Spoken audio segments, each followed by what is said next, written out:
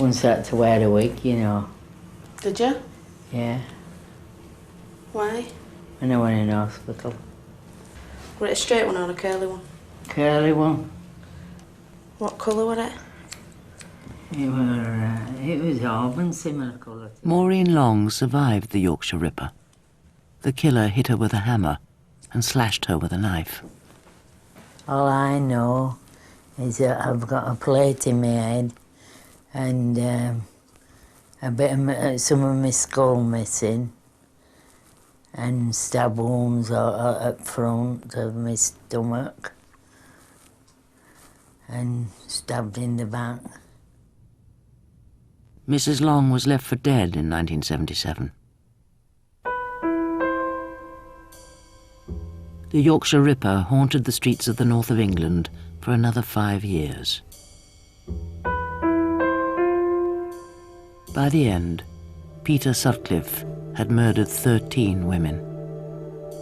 On the nights when one wakes up sweating about cases from the past, it's the Sutcliffe era which even now, in my 60s, I remember most clearly in the whole of my career as a forensic pathologist.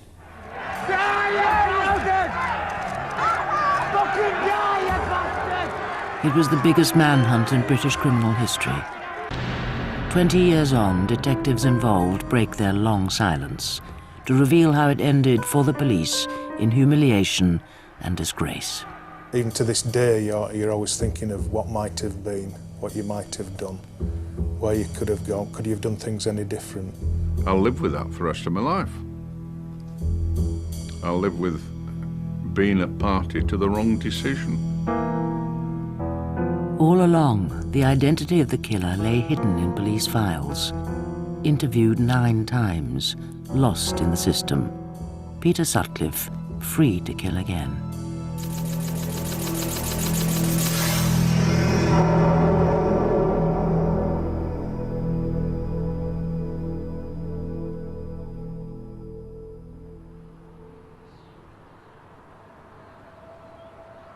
October 1975. The Prince Philip playing fields in Leeds.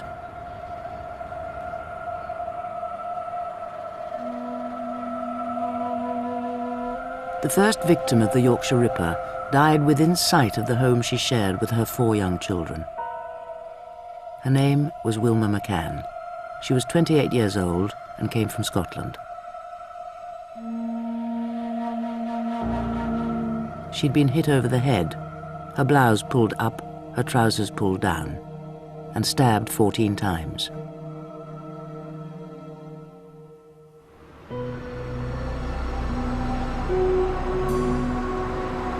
January 1976, 3 months later. Another Leeds woman got into a car with a man who said he wanted to pay her for sex.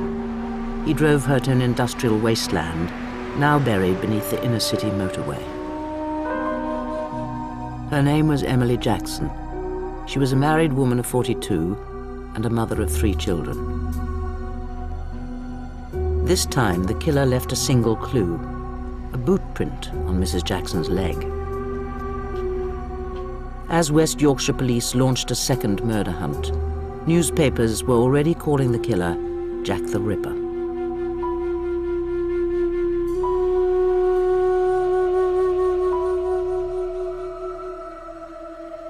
The post-mortem revealed Emily Jackson had been hit with a hammer and stabbed 51 times with a Phillips screwdriver.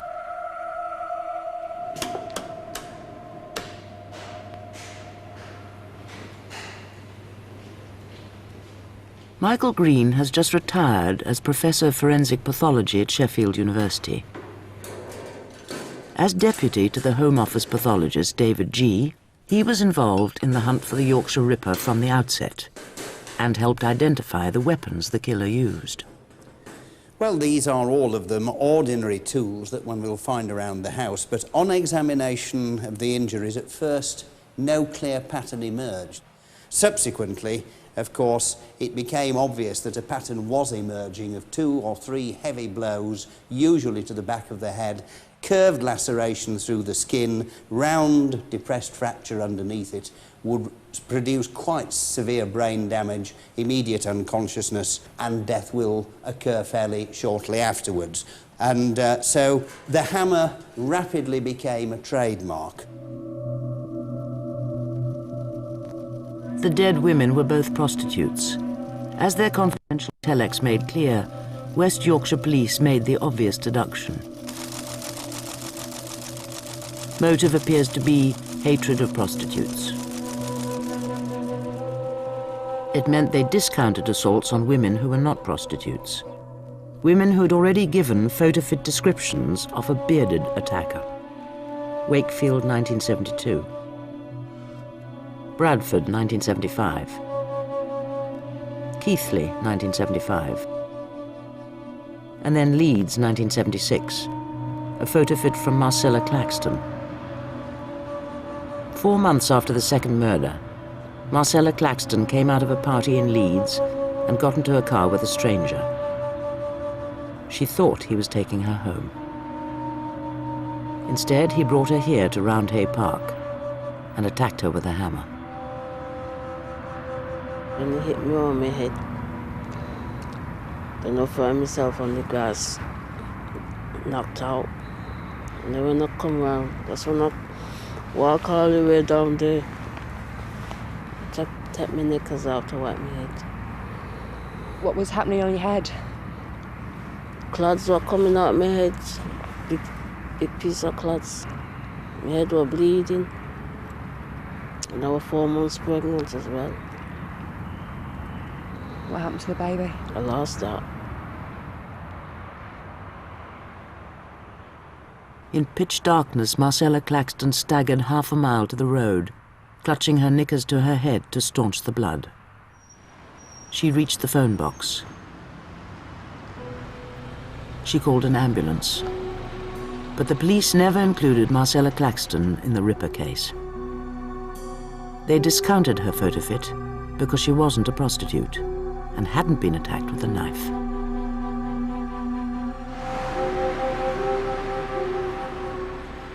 But 9 months later, her bearded attacker went back to Roundhay Park with another woman in his car.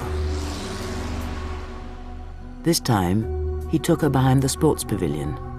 This time, he left clearly identifiable tire marks.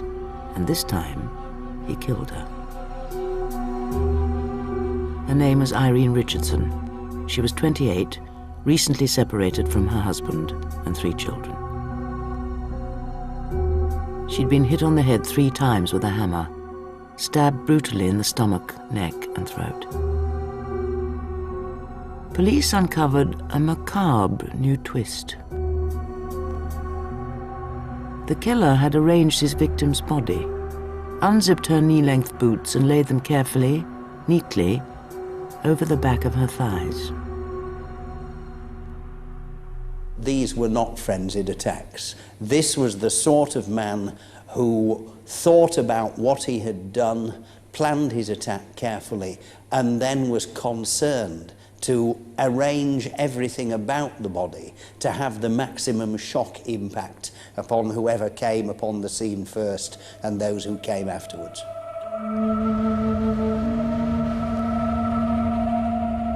Police in Leeds were now dealing with a serial killer who had murdered 3 women.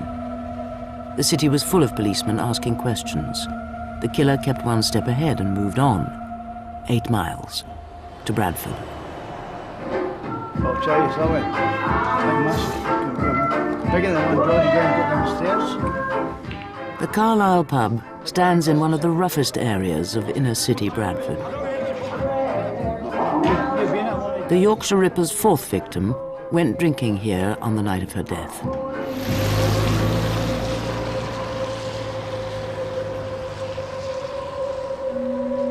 She got into her killer's car outside the pub. She took him home to her flat.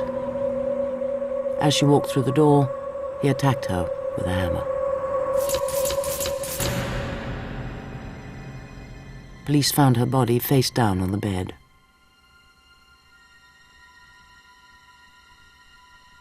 Her name was Patricia Atkinson. She was 32. Her killer left a boot print on a blood-stained sheet. Forensic examination showed it was a size 7 Wellington, like the one which left an imprint on Emily Jackson's thigh. Otherwise, he left no clues. The identity of the killer of 4 prostitutes in 18 months remained a mystery. Then the 5th body was found. She died in the children's playground at Reginald Street in Leeds. She was not a prostitute. She was a shop assistant, and she was only 16.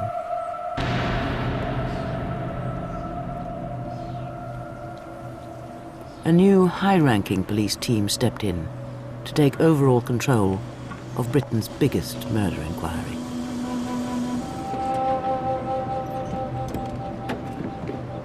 For Detective Superintendent Dick Holland, 4 years at the top of the Ripper hunt began here, on Sunday, the 27th of June, 1977, when 2 young children found the body lying face down in a corner of the playground.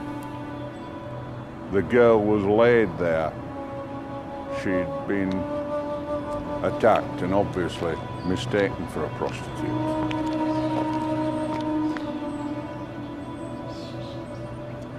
She was a young, pretty girl, and obviously it's not a very pleasant sight, and no matter how accustomed to such things you become as a senior investigating officer, it's not pleasant, and it does tell on you every time.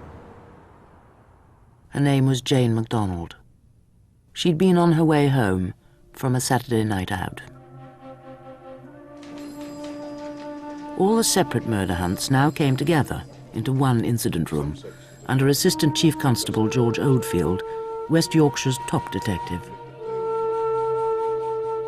5 women were dead, but for the general public in Leeds, it was the death of 16-year-old Jane MacDonald which hit the hardest. What sort of a girl was she? Beautiful, well-mannered, cheerful, always a smile for you. And not like any of the others. She wasn't a bit like any others. She wasn't in their category at all. It's just shocking for a young lass like that. She was beautiful. Before Jane MacDonald, ordinary people in Leeds took false comfort from the Ripper's apparent obsession with prostitutes. The teenager's death cast a chill over every family in West Yorkshire. Any woman out on her own feared she might be the next. 50252. 8989. 5 solved number 5. Random serial killings are the hardest of all murders to solve. 10616. Both the 4s 44. Because nothing but bad luck links each victim to her killer. But within only 2 weeks of Jane MacDonald's death, the police got a lucky break. 10313. A survivor. 7070. 20525. Maureen Long was then 42. She was a keen dancer. I used to love dancing. I used to go to Mecca at weekend and do a lot of dancing, and well, I used to have a drink and enjoy myself and everything, and go around with friends, women friends. I was well known in town. Mrs. Long came out of the Mecca ballroom one summer's night in 1977 and accepted a lift from a stranger. All I remember was trying to pick myself up, grabbing hold of grass to try and get up, and I kept falling, and I wondered what was wrong with me, and I kept falling back, and as I was trying to pull myself up, I fell again, and then I was screaming, and I heard this dog barking, and I heard someone say, "Oh, you're all right." And that's all I remember that night. When you get hit over head, at back of head, you can't remember things. Police faced a classic Ripper attack. He didn't rape her or rob her. He hit her over the head with a hammer and stabbed her repeatedly in the body. Do you remember waking up? Intensive care unit, in a cot, like a cot, and I wondered what I was doing there, and I had all my hair shaved off. And Did you know what had happened to you?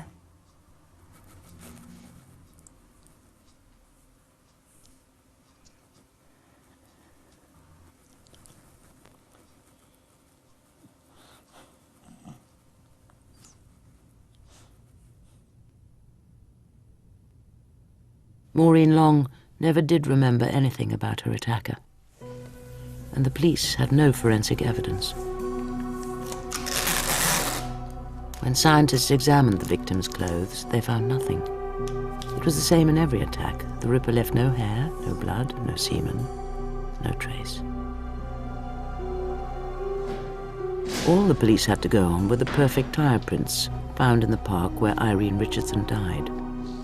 Officers had established a list of 50,000 possible cars and spent 9 months trying to track them all down. A huge task, 3/4 completed when senior officers made a disastrous decision to abandon it.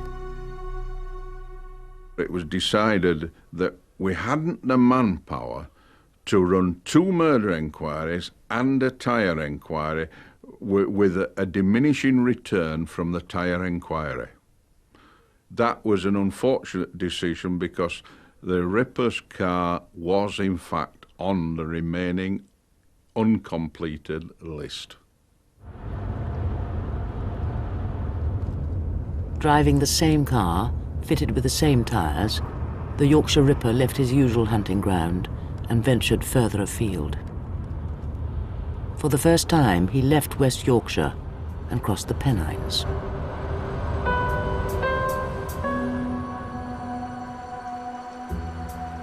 In Manchester, he made his first mistake. He picked up a woman in Moss Side who took him to the allotments near the Southern Cemetery. There he gave her £5 for sex, and there he killed her.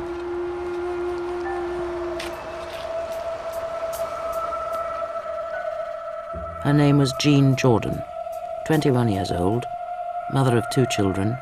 She lay undiscovered for 10 days.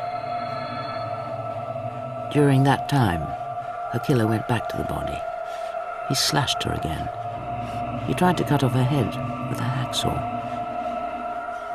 But he never found what he was looking for, her handbag with the brand new £5 note he'd given her out of his wage packet. That £5 note would lead the police directly to the Yorkshire Ripper, yet he remained free to kill another 7 women.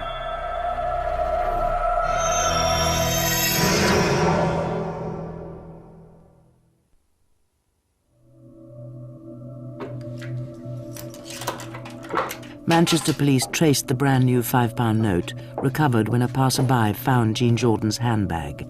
The note had been delivered in a bullion van to the Midland Bank branch in Shipley, near Bradford.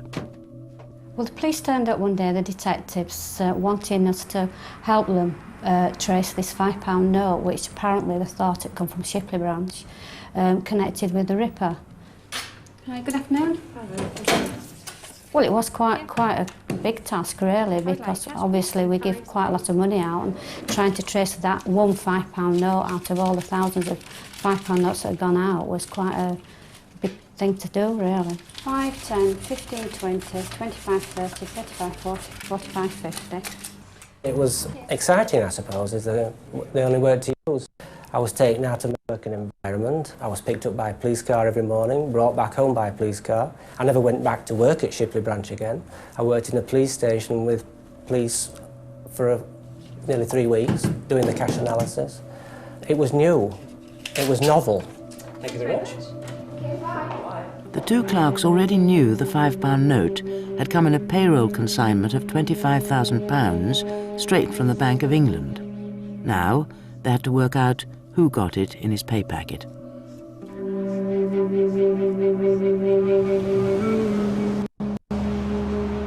It took them only 2 weeks to narrow it down to 34 local firms, employing a total of 8,000 people. Among them, a lorry driver called Peter Sutcliffe, a married man who just bought his first house. Within weeks of the death of Jean Jordan, he was visited twice by Manchester detectives asking about the £5 note. His wife and his mother both gave him an alibi. They said the family had all been together at their housewarming party.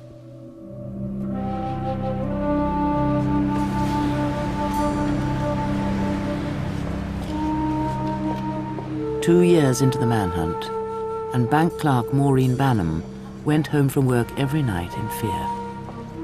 If you were on your own, you were always very wary, watching if there was anybody about, or, you know, any men about particularly.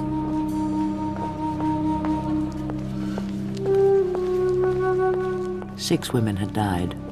Every woman in the north of England felt the threat.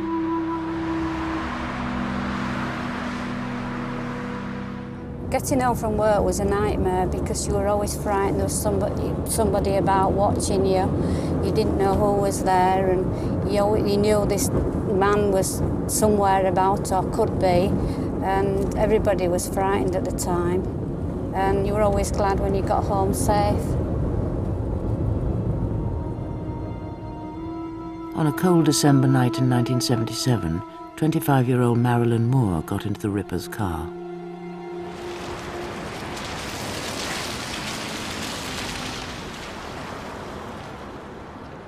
Marilyn Moore survived the attempted murder on rough industrial ground in Leeds. Her evidence should have offered vital new clues to Detective Superintendent Dick Holland and his team, especially about the car the killer was driving. They got out of the car, presumably to get into the back seat, when he struck her blows on the head with a hammer. As she slumped at the side of the car, another vehicle with a coupler came in and obviously disturbed his activities.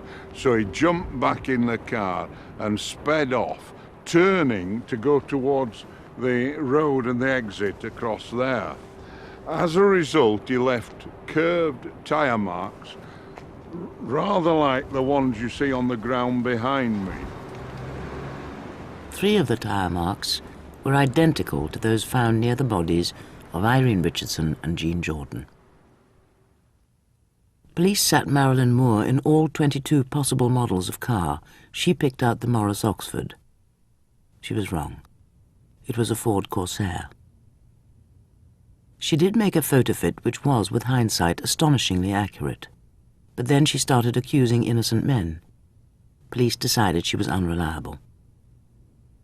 Unfortunately, we followed the wrong line here. We ought to, in retrospect, to have followed the photo fit and not followed the car because she got it wrong.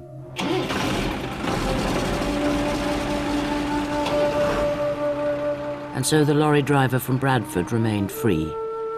Under the pressure of running 6 difficult murder investigations in 2 years, the police were making mistakes, abandoning the tyre inquiry, ignoring the photo fits.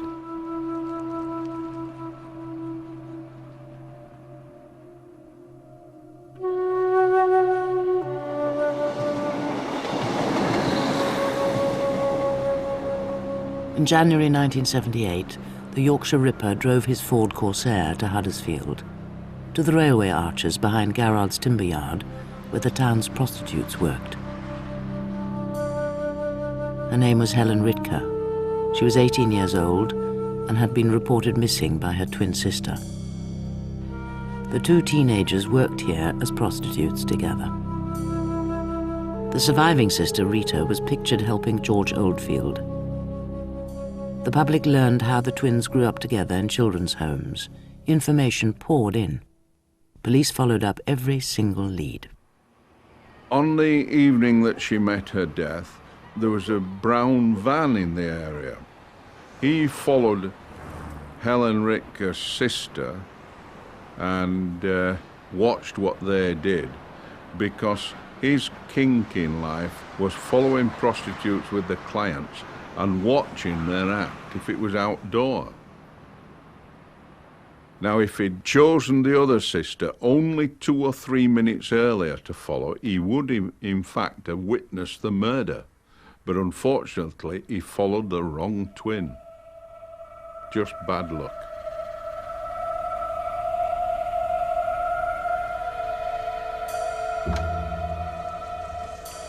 Without modern computers, the deluge of information had to be catalogued and indexed by hand.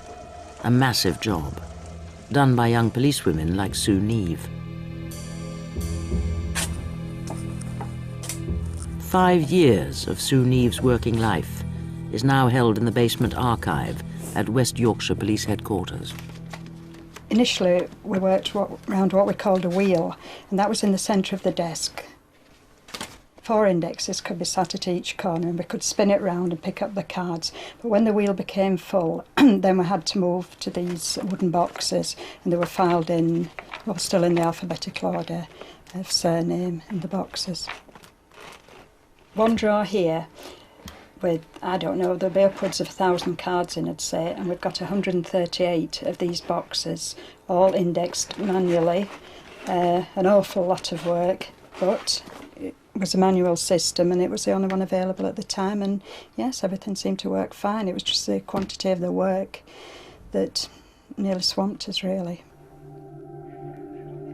7 dead now. There was a public appeal to help raise a £30,000 reward, and a television appeal directly to the murderer. I want to appeal to you to come forward and give yourself up. I mean, we may be prostitutes, but we still have a life.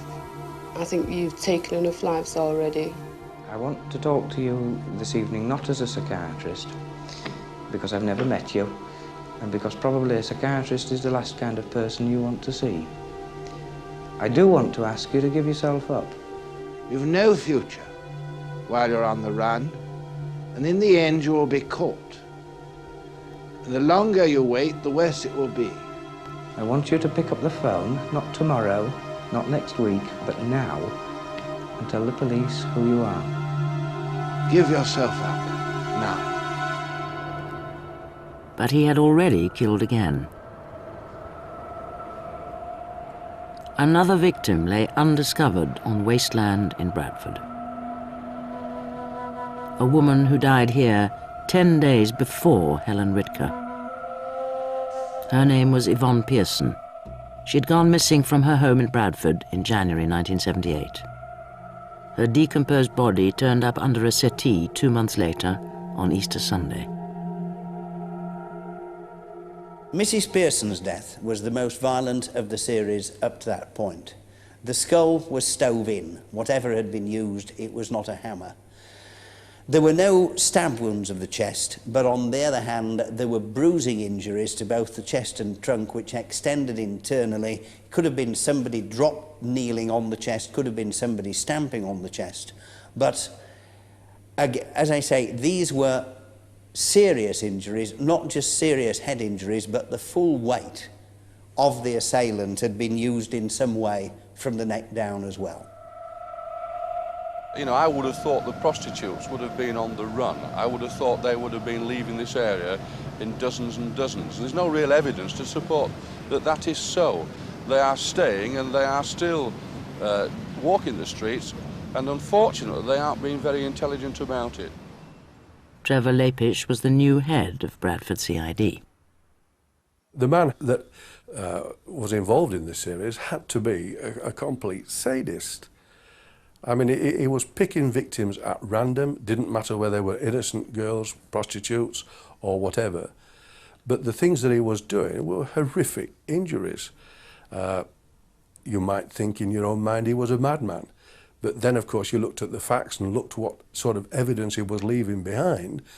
And he wasn't a bad man at all. He was a cool, calculating individual that was getting a great thrill in what he was doing, a sexual thrill. And the real thing that bugged you was that you were getting no further forward with it. While Yvonne Pearson's body still lay undetected, police headquarters had received an intriguing letter with a Sunderland postmark. Writing personally to George Oldfield, the letter said, "I'm sorry I cannot give my name for obvious reasons. I am the Ripper. Warn whores to keep off streets. Old slut next time, I hope." But it was what he didn't say that worried Trevor Lapish. What disturbed me, and in fact convinced me completely, that if in fact the perpetrator of Yvonne Pearson was the person who'd done all the rest, Yvonne should have been in that letter. She wasn't. And I had grave doubts that in fact the perpetrator of the crimes was the same person who was sending the letter to George Oldfield, and let Mr. Oldfield know my thoughts on the matter. But George Oldfield had a compelling reason to take the letter from Sunderland seriously. "Up to number 8 now," the letter said. "You say 7, but remember Preston 75. Joan Harrison, murdered in Preston in 1975, 3 weeks after the first Ripper killing.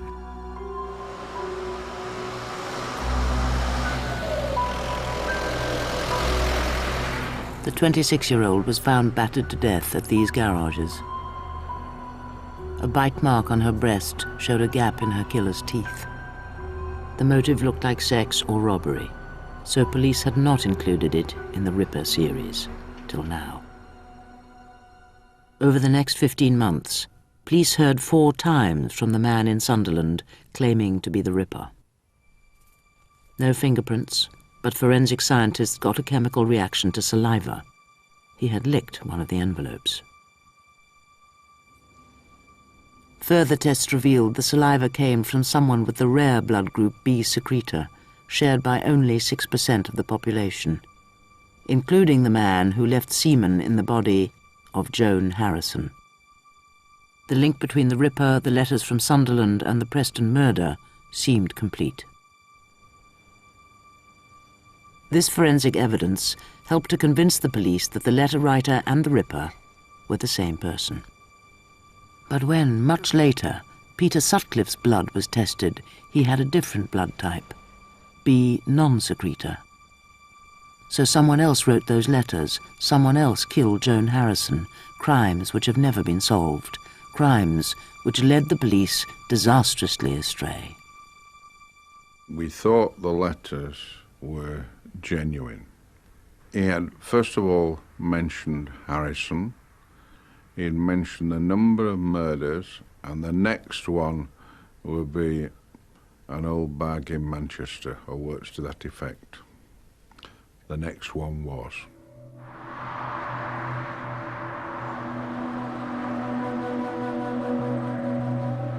The Yorkshire Ripper did choose an older victim when he crossed the Pennines again in May 1978. Her name was Vera Millward, and she was the mother of 7 children. The 9th victim was a 41-year-old prostitute, a sick woman with only 1 lung. She died in the grounds of Manchester Royal Infirmary, where she had once been a patient. The attack was typical: darkness, a deserted space, a hammer to the head, interference with the clothes, stab wounds to the body. This was not frenzied, this was methodical. The wounds were inflicted in a patterned fashion, and then, and again this emerged increasingly frequently, the instrument was inserted through the same wound. It was being pushed through the skin wound, partially withdrawn, so you had tracks going from the same hole, but in different directions on the inside. There was method all the way through this, concentration, thought, and care. The net is closing. I'm anxious that we catch you before you've time to add another death to the appalling catalogue that you've already got to your credit. George Oldfield now sent hundreds of police onto the streets, a top-secret operation to track down the Ripper among all the men who went looking for prostitutes.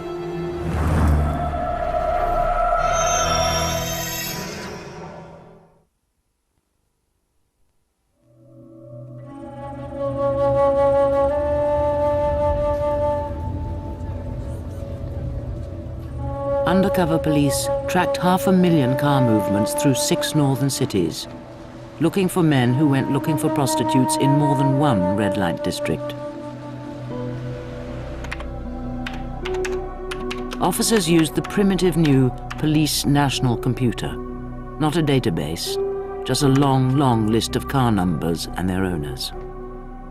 It was spewing out numbers literally by the thousands, and they were in no order other than the time order of appearing in the prostitute areas. So if we wanted to check up and get the information about the movements of one particular vehicle, we had a huge roll, rather like a long 15-inch wide toilet roll, to roll out literally the whole of the way across the Millgarth incident room floor, and people on their hands and knees searching for one particular vehicle.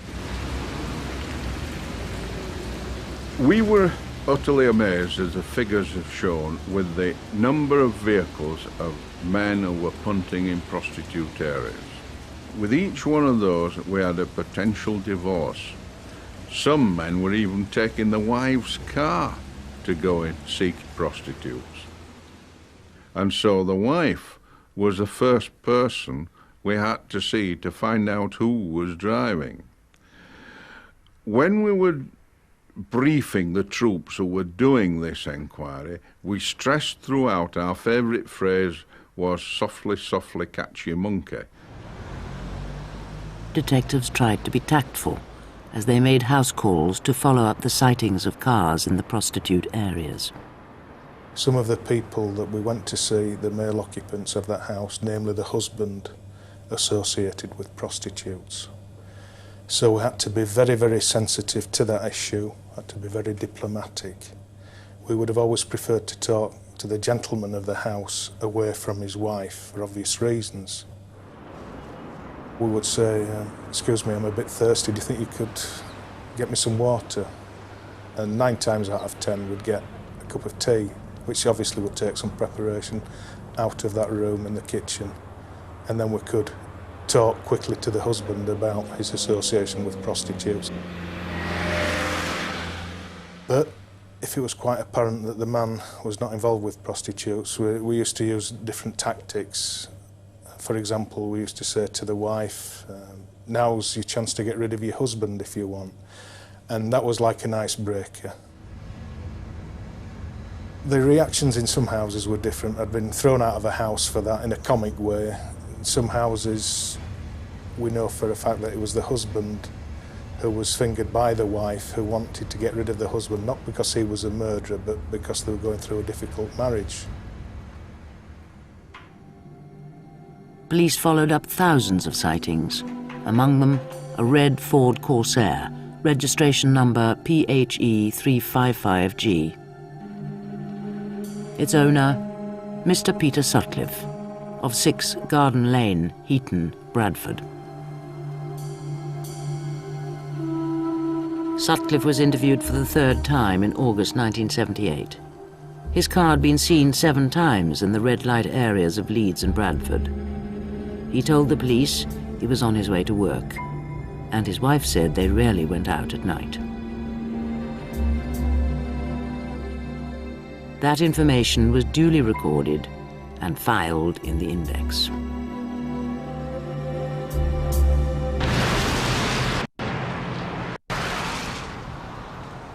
The following spring, a building society clerk was walking home from her grandmother's late at night across Savile Park in Halifax. She was the 10th victim. Her name was Josephine Whittaker. She was 19. She'd been bitten by a man with a gap in his teeth.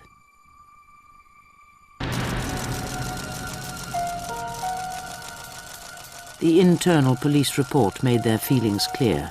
The dead girl was not a prostitute, nor was her moral character questionable.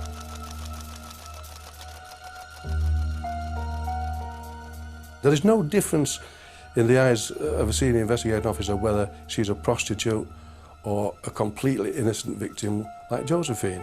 The job is exactly the same, but the feelings are deeper.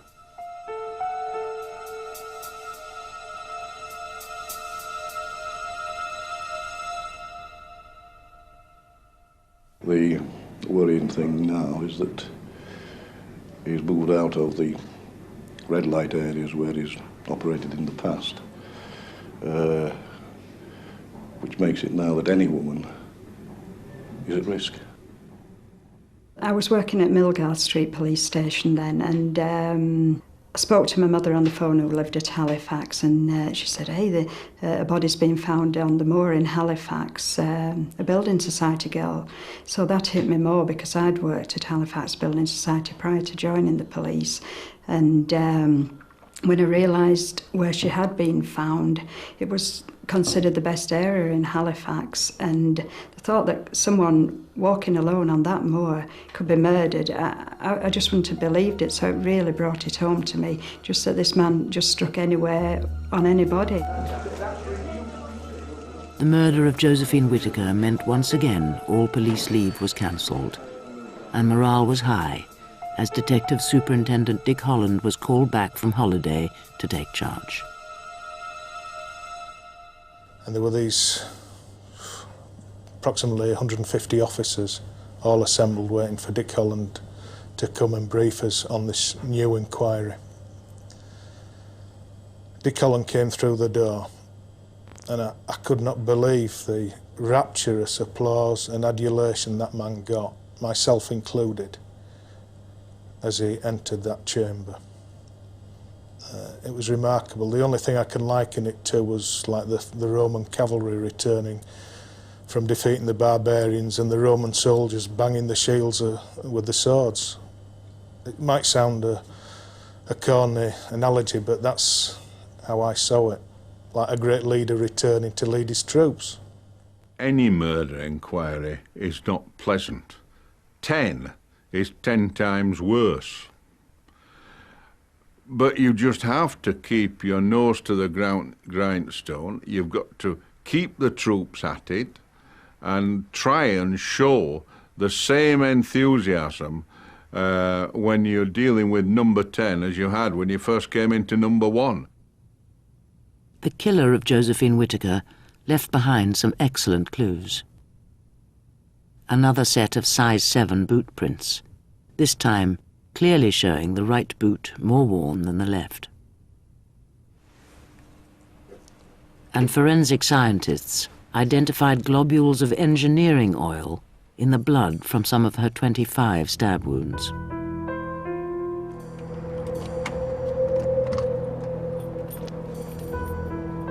A man with size 7 boots and a gap in his teeth.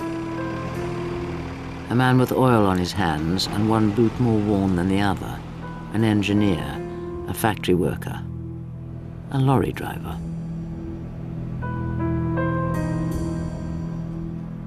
No woman in the north of England now went out alone at night if she could avoid it.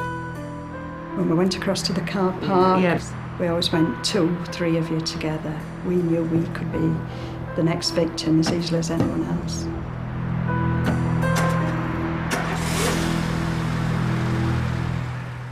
We knew that we mustn't go anywhere on our own. That's right. Yeah, I think one of the things we did discuss as well is that it would have been really a feather in his cap if he had managed to get one of us from the incident room. True, yes. And that's something we discuss quite often. The fact that we were working in Millgarth, the car park was directly opposite. From an observation point of view, he could have seen straight in, he could have followed any of us to our cars. And we often said, what a feather in his cap if he just happened to get one of us on our own.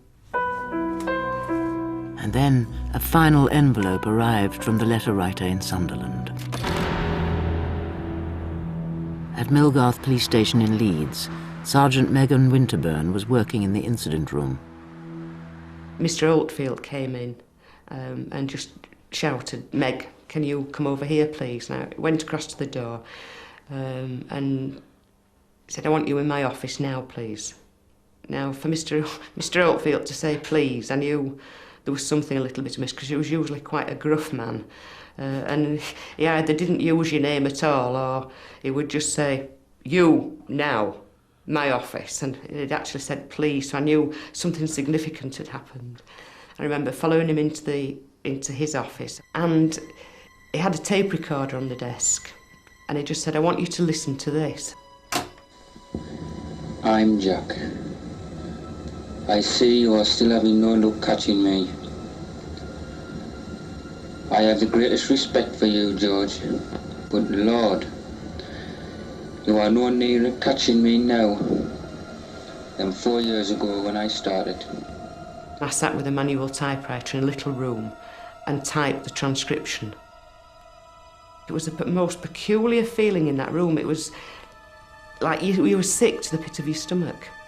There was this tape that allegedly has come from the Ripper, and just the thought that it might actually be this man's voice, instead of being elated, it made my stomach churn. I reckon your boys are letting you down, George. They can't be much good, can they? I had to play it over and over again to be able to write the shorthand and then to transcribe it. But yes, first reaction was, this is a man who knows what's happened. It's the Ripper. They went public with the tape and letters from Sunderland on the 26th of June 1979.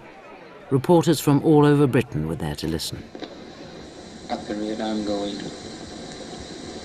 I should be in the book of records. I think it's 11 up to now, isn't it? Well, I'll keep on going for quite a while yet. Public response was enormous. 50,000 calls. I can't see myself being nicked just yet. We've got over 200 detectives out now following up leads. Obviously, it's far too early to say what's coming from any of them. I thought he was taunting us. I thought it was a genuine tape from the Ripper taunting us for not having caught him. The actions, in fact, of a psychopath in that he enjoys the chase and enjoys taunting the investigators. A killer taunting the police, or a hoaxer wasting their time. Desperate for a positive lead and in failing health, George Oldfield got it wrong. For him and Dick Holland, this was the voice of the killer. Obviously, I'll live with that for the rest of my life. I'll live with being a party to the wrong decision. But if we hadn't gone down and it had been correct, that would have been even worse to live with. I warned you in March that I'd strike again. Well, before, we've been looking for a man, and there are literally millions, and we didn't know where he came from. But now that we can localise the area, the field has narrowed appreciably, as I'm sure you must agree. I always remember the image, seeing him on television, having received the tapes from the man who claimed to be the perpetrator, goading him, and of George hunched over the tape recorder listening to it with Dick Holland at his side. And I thought then, this is getting personal. Well, it's been nice chatting to you, George. Yours, Jack the Ripper. There could be only one victor in this personal battle. Not the detective from Yorkshire, not the voice from Sunderland, but an invisible man, a man with a Bradford accent. Peter Sutcliffe won 18 more months of freedom, and 3 more women died.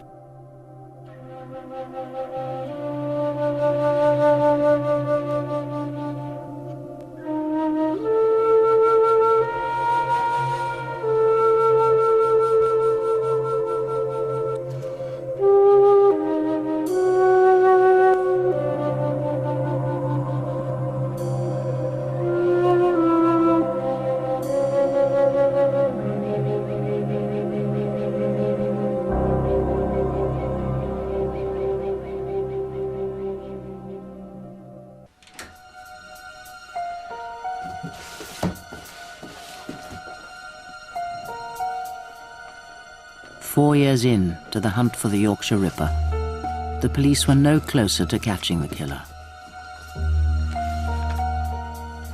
And inside the files of the forensic pathologist lay post-mortem reports on 10 murdered women.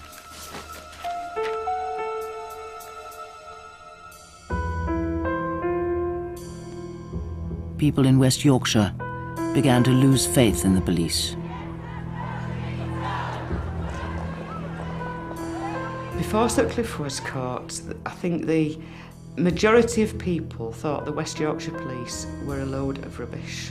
The Ripper case was the largest, the most significant, the most demanding terms in manpower that had ever happened in this country. And I don't think the police service were geared to taking on such a long, hard, difficult inquiry that affected the health and well-being of so many officers.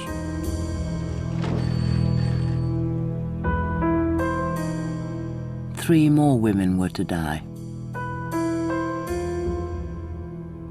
3 women whose brutal deaths might have been prevented, but for fatal mistakes made by the police during the biggest manhunt in British criminal history. As I was walking down, I felt somebody behind me, and then I noticed a shadow. And then it hit me from behind and I went down.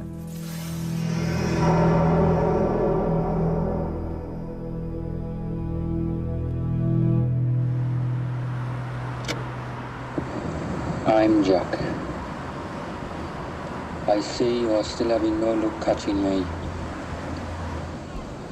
I have the greatest respect for you, George, but Lord, you are no nearer catching me now than 4 years ago when I started. In the summer of 1979, the manhunt moved northeast to the banks of the River Wear.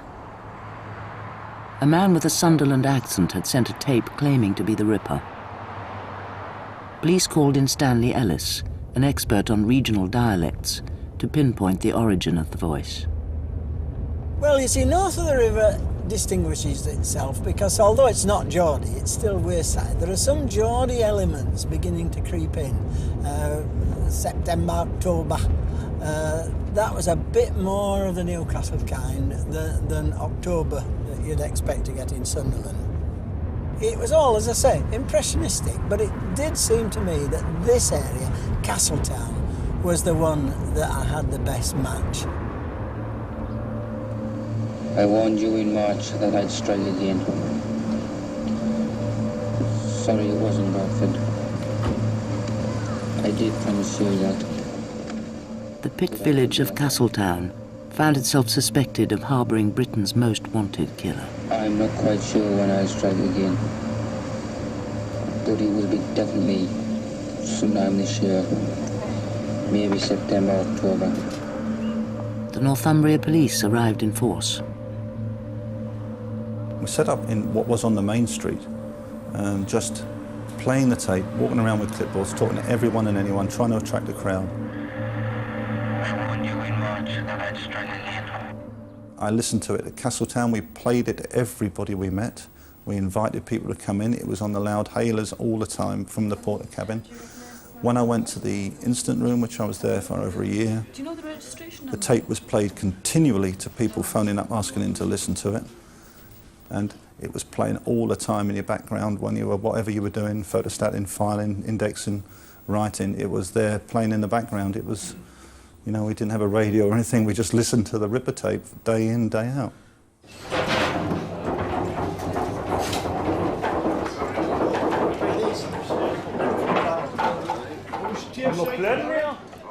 In Castletown Working Men's Club to this day, the bar is strictly segregated. Women are only permitted in one corner.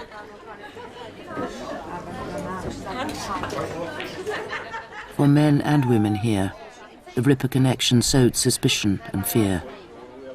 Police questioned everyone. every time you answer a question, it's yes. For example, they said to me, do you travel away? And I said, yes, from time to time. Do you go to Yorkshire? Yes. Do you drive a Ford? Yes. You know, and everything. And by this time you're thinking, hang on, is it me? And of course, with police all over the village, it was a frightening time for everybody. I mean, they could have picked on you, and what could you have done about it? I couldn't remember where I was that particular week. I mean, I was in Bradford as it happened. If they had said, you're the Ripper, how could you prove you're not the Ripper? It was horrible when you had them knocking at your door and questioning your husband, and you used to be terrified, thinking it could it be him, or you used to suspect everybody. I mean, if it was supposed to be somebody writing these letters in Castledown, was he in Castledown? Walking about, I mean, made you frightened to go out on the night. Only 5,000 people lived in Castletown, yet nobody recognised the voice. I'm Jack. I see you are still having no look catching me. Nobody identified the man who sent the letters and the tape. You are no nearer catching me now than 4 years ago when I started. The failure came as a great surprise for the dialect expert Stanley Ellis and his Leeds University colleague Jack Windsor-Lewis. It can't be much good. We were quite sure that its dialect characteristics and its personal characteristics were such that he would be instantly recognised, and therefore he would be found. We were amazed when he wasn't found. Even if you do get near, I'll probably top myself first. It could be that it was a member of your family and you didn't want to grass on them, that sort of thing. And you've also got to remember that this whole community did not want the murderers to be from them. And they couldn't believe that all these murders that were carrying on in Yorkshire had anything to do with the northeast of England. Well, it's been nice chatting to you, George. Yours, Jack the Ripper. George Oldfield, Assistant Chief Constable, taunted personally by the voice, was still sure the tape and letters had to have come from the Ripper. He was wrong, with tragic consequences. 150 officers had now spent a full year checking cars in the red light districts. A black Sunbeam Rapier was seen twice in Leeds, once in Manchester, and 36 times in Bradford. The police national computer revealed the name of its registered keeper, a Mr. Peter Sutcliffe.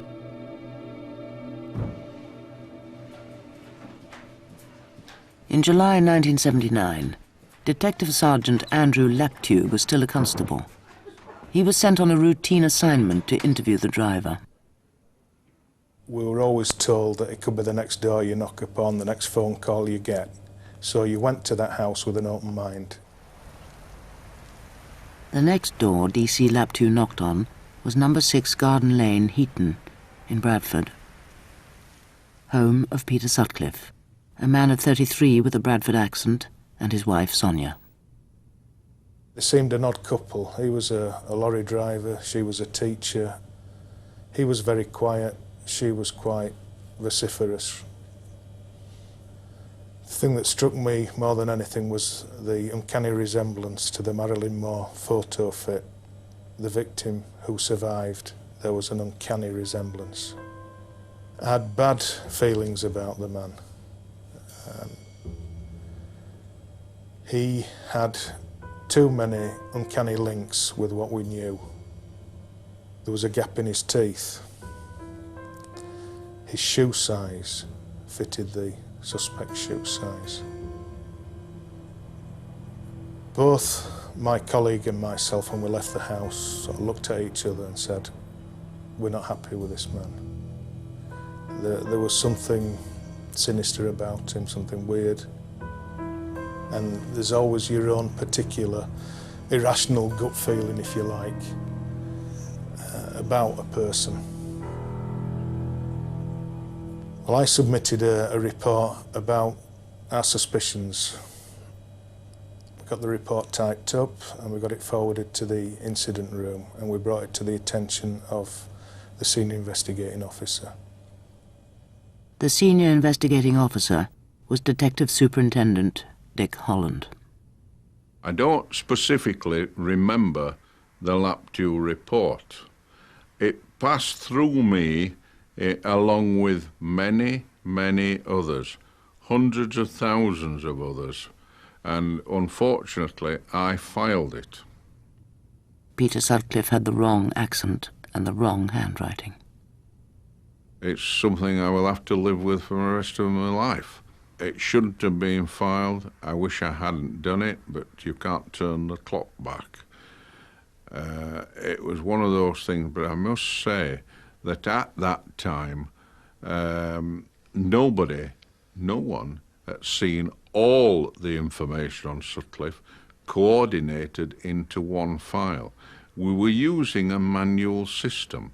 There were no computers of the type that there are today. We live in a computer age, and everything about Sutcliffe would be on one file.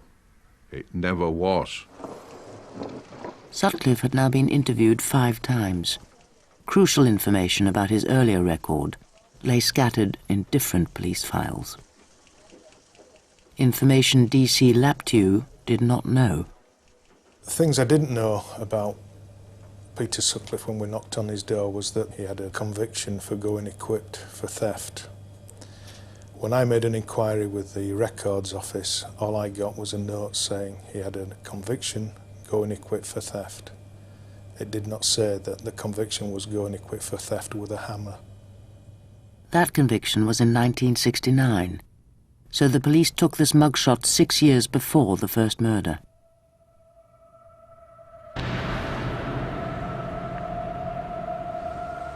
In the weeks after DC Laptew put in his report, the killer used his hammer again, in Bradford.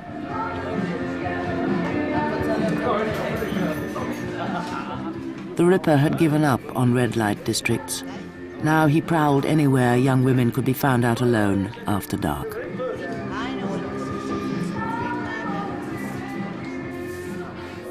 His 11th victim was a student.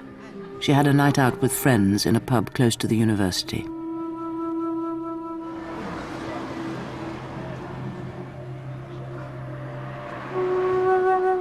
She walked home 200 yards up the main street.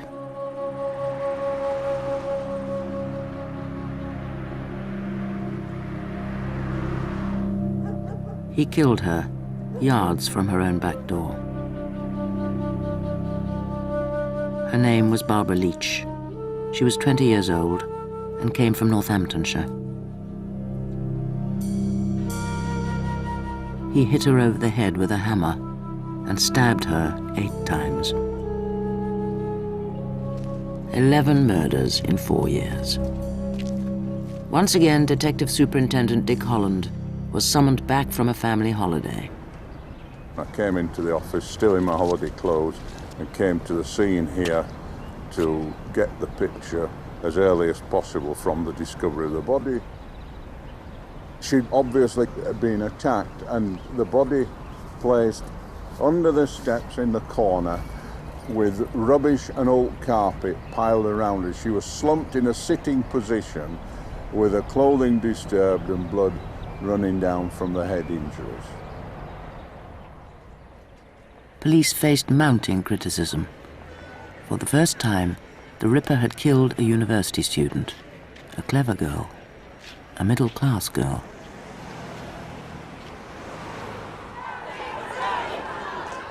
Women took to the streets in protest at 4 years of terror.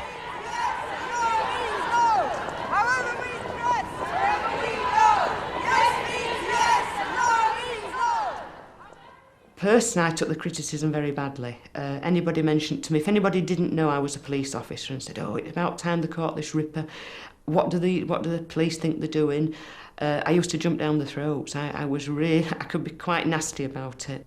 But at the end of the day, the people doing this inquiry were human beings with human feelings, their human frailties, their own vulnerabilities.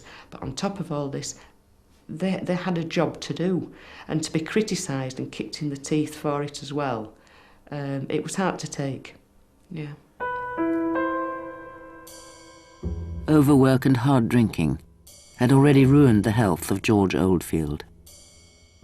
He was a man of few words, and he could be a very harsh boss who would keep you going all night, sometimes till 4 or 4:30 in the morning, and expect you back on briefing at 9 o'clock the same morning.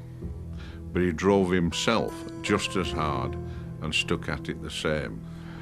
I suppose you can say that in retrospect. It told on his health, and I think eventually killed him. George Oldfield recovered from his first heart attack, but his time in charge of Britain's biggest manhunt was over.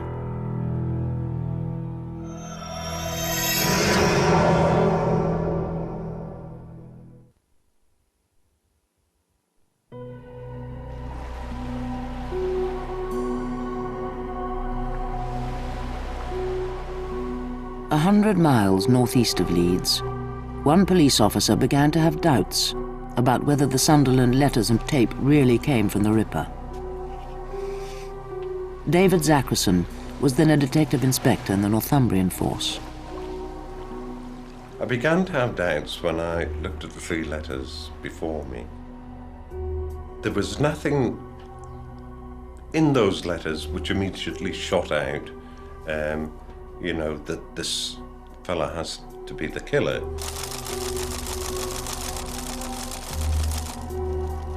The unpublished full text of the letters had been circulated confidentially inside the police.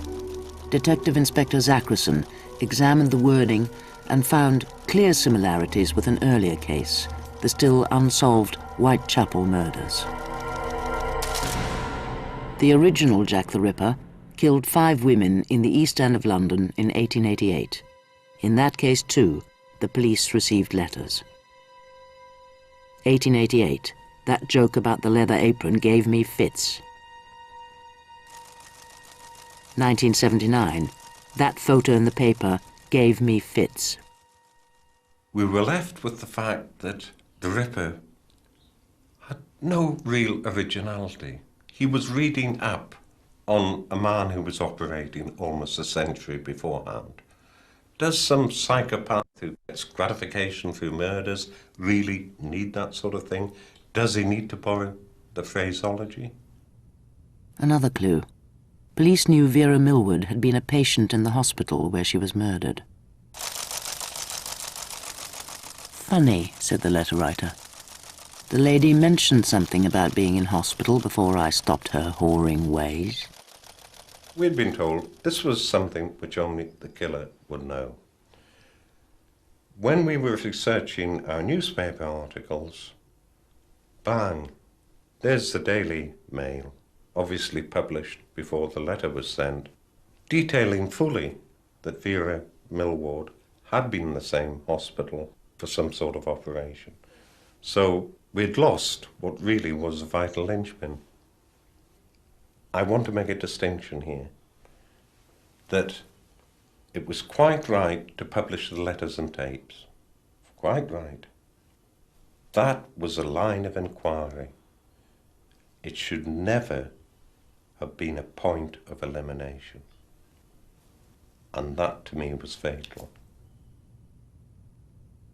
Language experts Stanley Ellis and Jack Windsor Lewis also began to have doubts.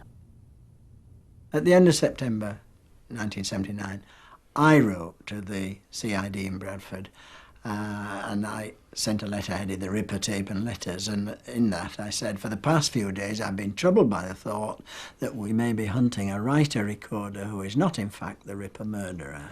And I continued to believe that, and was very troubled that the letters were always, then the tape were always taken into account as if they must be from the murderer.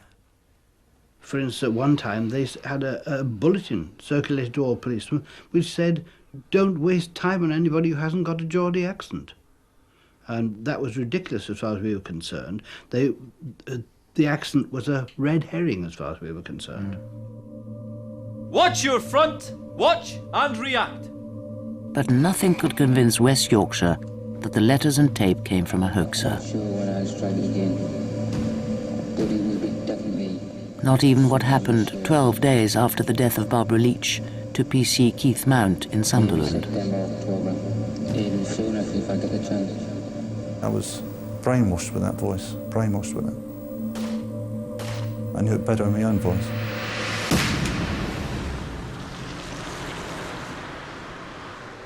I was in the office by myself, and then the phone went for the millionth time.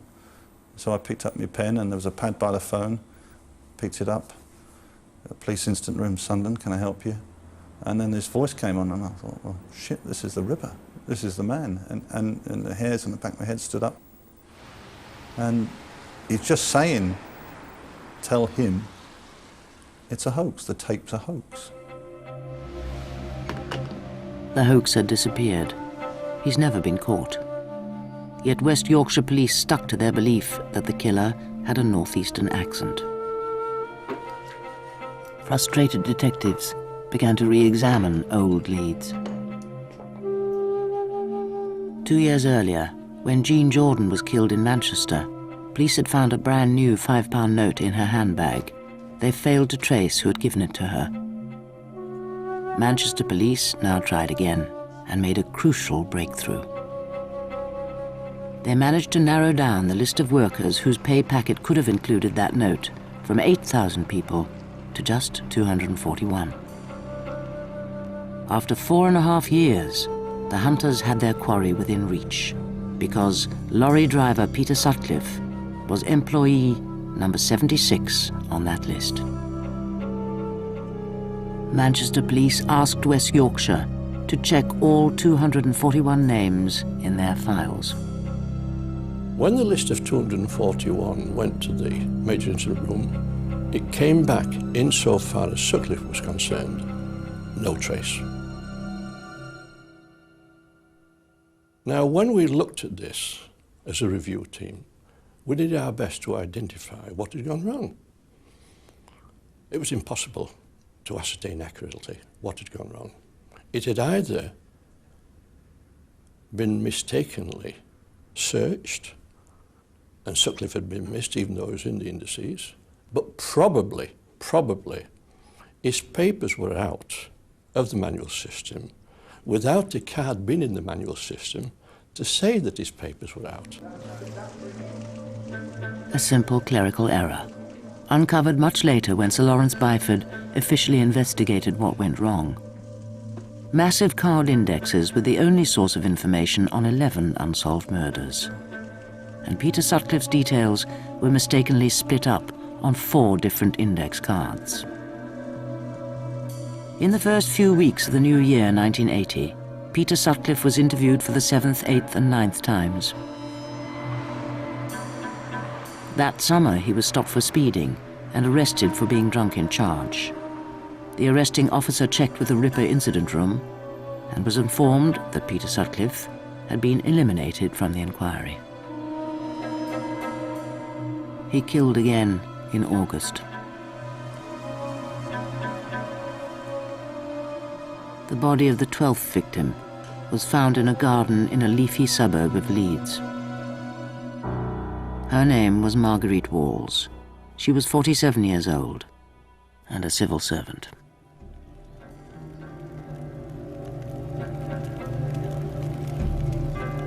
On Bonfire Night, 1980, 5 years after the first murder, the Ripper went back to Huddersfield. He'd killed there before, the 18-year-old prostitute Helen Ritker, murdered in the red light district. This time, he chose an ordinary housing estate. His victim, a teenage mother. She'd walked 100 yards to the shops for a packet of cigarettes and was on her way home to her baby and her boyfriend.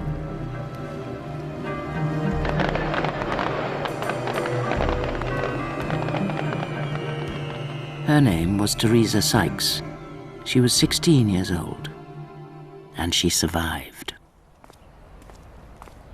When you're 16 and you don't even think about it, which I appreciate, I didn't. It's like it can never happen to me. I mean, even when I knew that it was about, it was, what happened to me? Just before I got to the lamppost up there, And then once I got under light, I looked round and he was behind me.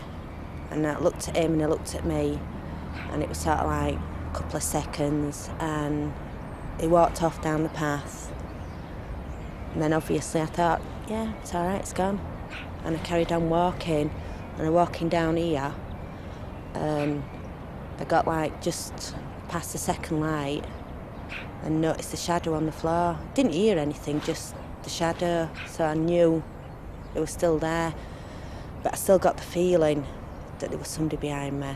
And when I saw the shadow, that's what really frightened me. I couldn't run. Couldn't do half the things that you always think, yeah, you can do, and I couldn't do it. So I grabbed hold of the gate, and that is when he hit me. I started screaming. I can remember screaming, and then I can remember the steering footsteps running. And then the next door neighbour came out and then took me in the house.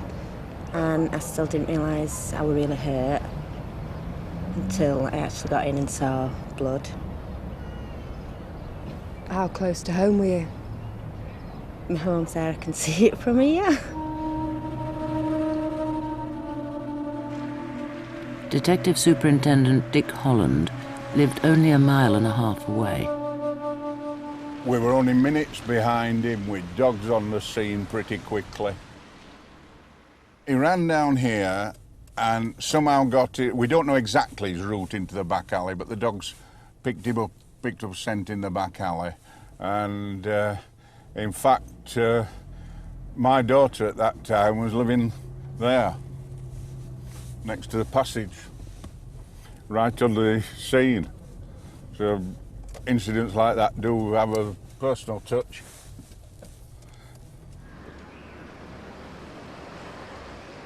It's frustrating every time you get near to a criminal and just miss them. All the luck ran on his side right up to when he was finally caught. That was the first time the carts fell our way. The Yorkshire Ripper disappeared through the warren of terraced houses.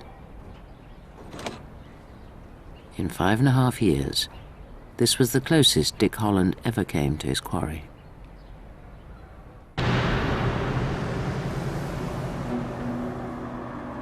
"12 days after his attack on Teresa Sykes, Peter Sutcliffe killed for the last time. He was in Leeds. He bought a fast food supper in Headingley. Around 9:20, a bus from the city centre brought a young student home from an evening class. Sutcliffe followed her. Her name was Jacqueline Hill. She was 20 years old and hoped to become a probation officer.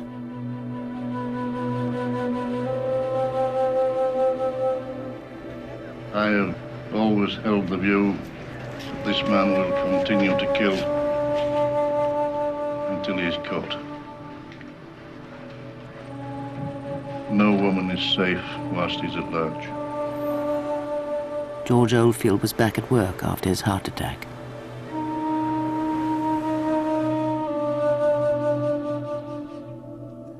Jacqueline Hill, the 13th victim, was buried in her home village of Ormsby near Middlesbrough.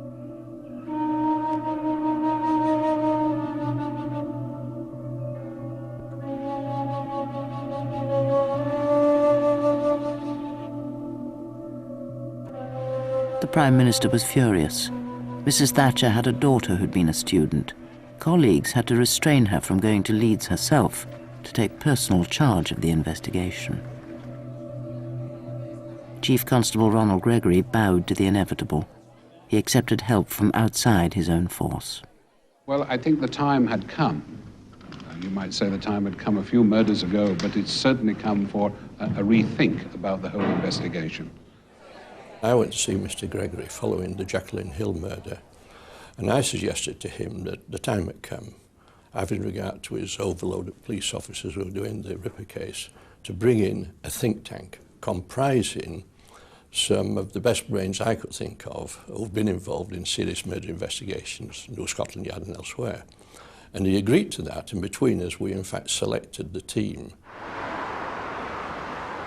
A fortnight after the death of Jacqueline Hill, Byford's super squad arrived in Leeds to spend 17 days reviewing the case. There were one scientist and a group of senior policemen, including the future Chief Constable of Strathclyde, Andrew Sloane.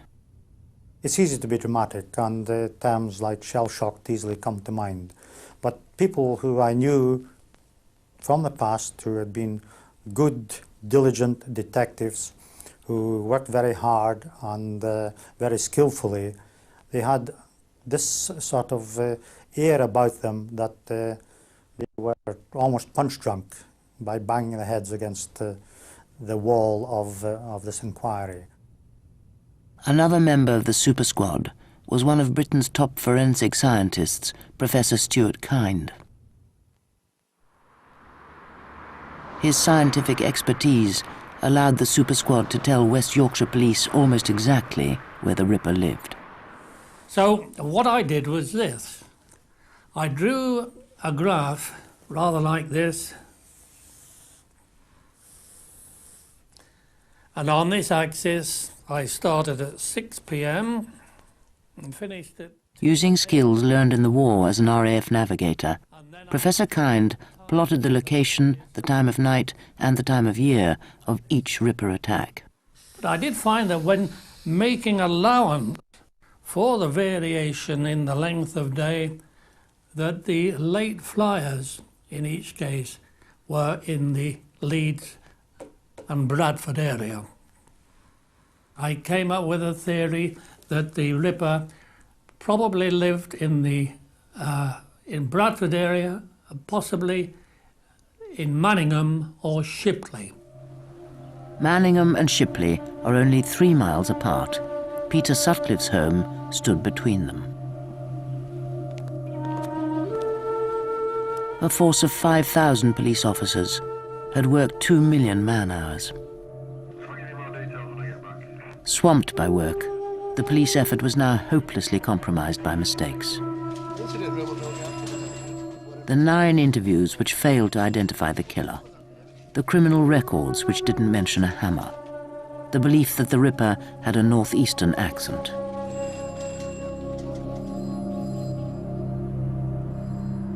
In 5.5 years, the killer had made only one mistake, when he left a traceable £5 note in a victim's handbag.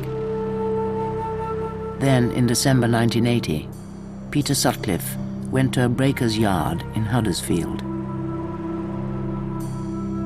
Here he made his second and critical mistake.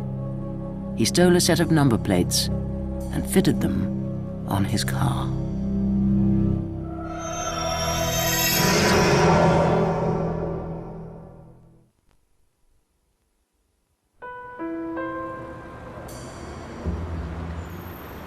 Christmas 1980.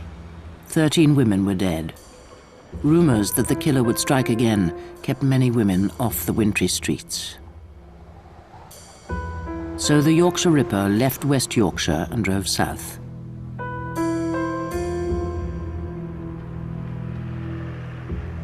It was January the 2nd, 1981, and 2 officers from the South Yorkshire Police were on routine night patrol. I was a probationer at the time and out on patrol with Sergeant Ring.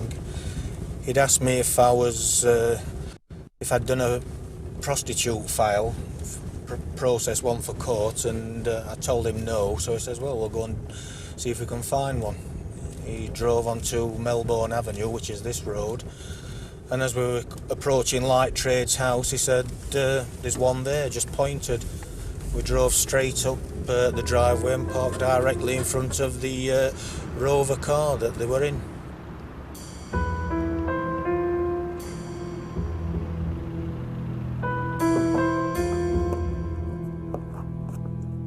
I got out of the car, approached the driver, Asked him his name and address. He actually gave me false details. Sergeant Ring approached the female occupant of the car, had a conversation with them. We then did a PNC check on the vehicle, the number plates that were displayed. That came back as a Skoda car, and obviously the one that they were in was a Rover. I then arrested the driver of the vehicle, who I later found out was, when we got back to the station, was Peter William Sutcliffe. Sutcliffe said he needed to urinate, so the 2 Sheffield policemen let him go in a corner. And then they took him back to their police station under arrest for stealing number plates. He was very agitated and apprehensive, even when you were talking about simplest of things. I got the impression that he wanted to get out of the police station as quickly as possible. On and off, I spent about 8 hours with him in this room. There was a photo fit of the Yorkshire Ripper on the filing cabinet in here, which depicted a man with black hair, beard, moustache, very much like Peter Sutcliffe, actually. Very good photo fit. They had a suspect who wore size 7 boots and had a gap in his teeth. But they had no real evidence. Next day, the 2 Sheffield policemen went back to the place where they'd made the arrest. They looked behind the oil tank where they'd let their suspect urinate. And there, one of them found what they'd missed before, a hammer. There was a bit of conversation as to who it could belong to. He was saying that it could belong to the handyman, because there was an oil tank at the side of where it was. And that's when I stood on the wall and shone the torch down and said, well, the hammer might belong to him, but who does the knife belong to? And after that, we knew that the person we'd arrested was the man who was commonly known as the Yorkshire Ripper.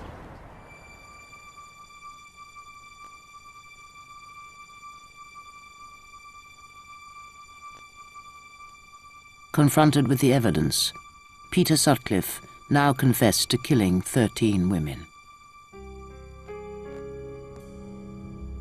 The next policeman to visit the house in Garden Lane was Detective Superintendent Dick Holland. I decided to go and see Mrs. Sutcliffe and to have a look round his house. The first thing I saw was a wooden block with kitchen knives in, the type of block with slots through. It was obvious that the second largest knife of the set was the one I had covered in clear polythene in my hand, the one that had been found behind the oil tank at Sheffield. I wanted a search of the area where I would find tools, and I searched the garage. This peculiar type of hacksaw was hanging just inside the garage door. When I got back to the police station with the hacksaw in a polythene bag to preserve the scientific evidence, one of the interrogating team came out of the interview room and said, "Boss, he's just told us that he went back to Manchester with a hacksaw and tried to cut the head off Jordan, but the hacksaw wasn't big enough." I said, "I know, I've got the hacksaw." Now, the Detective Chief Inspector, who had not been privy to this information of the hacksaw we were looking at, looked in amazement and said, "Fucking hell, boss, you kept that dark." The use of the hacksaw on Jean Jordan was a gruesome detail that only the most senior officers knew. From the Chief Constable of West Yorkshire, congratulations. It was common knowledge, I think, that Mr. Gregory said that whichever officer arrested Peter Sutcliffe would be promoted, no matter what rank. But obviously I'm not in the West Yorkshire Police, I'm in the South Yorkshire Police. I hadn't passed my exam, I was still a probationer, so it never happened. A man is charged with a Ripper murder.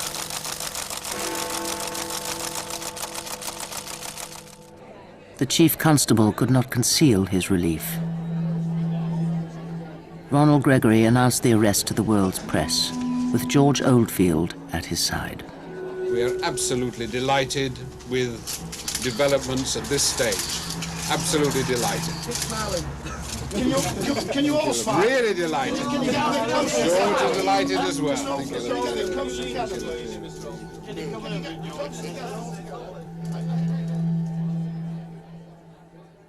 You can imagine how I felt. I was absolutely stunned.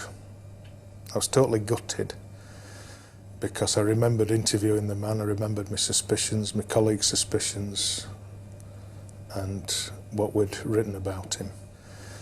And I thought what might have been, what things could have been so different, not for my own personal satisfaction, but for the relatives of those victims.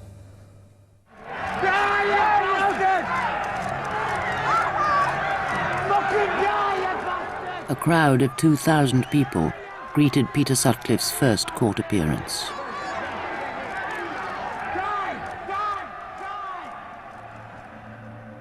The accused was the oldest of 6 children in a mill worker's family from Bingley in West Yorkshire. His childhood was unremarkable, and he left school at 15. He was 23 at the time of his arrest, for going equipped for theft with a hammer. The young Sutcliffe worked for a year as a gravedigger at the Victorian Cemetery in Bingley. In later conversations with defence psychiatrists, he claimed that his killing career was inspired here, when he heard the voice of God instructing him to rid the streets of prostitutes.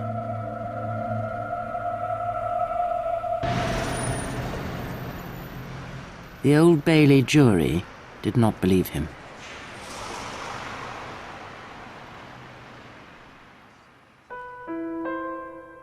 On the 22nd of May 1981, the jury delivered its majority verdict.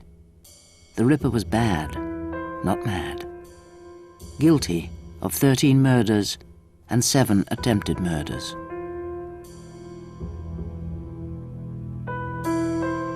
Sonia Sutcliffe's husband received 20 life sentences.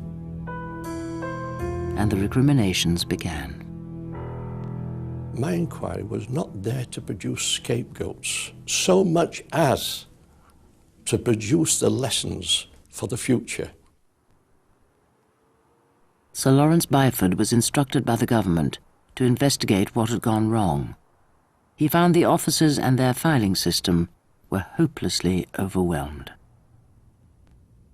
The Byford team asked for all 77 photofits, provided by victims and witnesses, to be collected together in one room.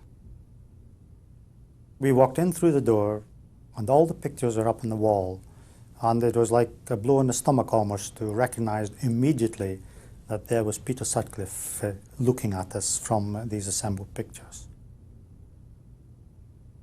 We were aware, of course, we had the immense advantage of hindsight, and that they had been put up like that for the first time, but they also included quite a number of the assaults in which Sutcliffe was suspected. But even without that knowledge, it was obvious that there was a dark-haired, bearded man appearing again and again. Their conclusion? The deaths of Barbara Leach, Marguerite Walls, and Jacqueline Hill could have been prevented. That hits very hard professionally and makes me feel very, very sad. And also, it made us absolutely determined that there should be no repetition of this sort of thing. Today, the Ripper incident room in Leeds is home to 2 current murder investigations.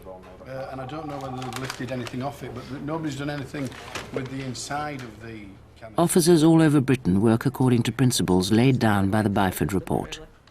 Better training for senior officers, standardised filing systems, and computers. I'm no computer expert, but I said to the experts, look, I want you to think of the Ripper inquiry where there were in excess of 600,000 statements, manual index cards and so on and so forth. And I want to be able to put my finger on a computer terminal and in those 600,000 to come out on the terminal as a printout any mention of a man with a dog. Can you do that for me? And the answer was, yes, we think we can. D-O-G, dog. The National Computer System arrived in 1986. It runs a powerful database, named after Sherlock Holmes. Detective Sergeant Andrew Laptew became the resident Holmes expert at his station in Bradford. They often come up and say, which button tells me who's done it? Well, it won't do that, but it will point you in the right direction, and it's a valuable tool in any major inquiry. A serial killer only becomes a serial killer because he's cute enough to avoid detection early by the police.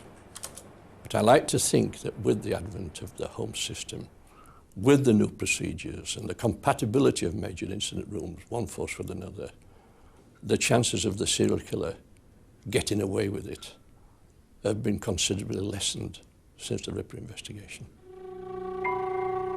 Peter Sutcliffe is now 53. He's locked away in Broadmoor Secure Hospital, where another inmate attacked him with a screwdriver and blinded him in one eye.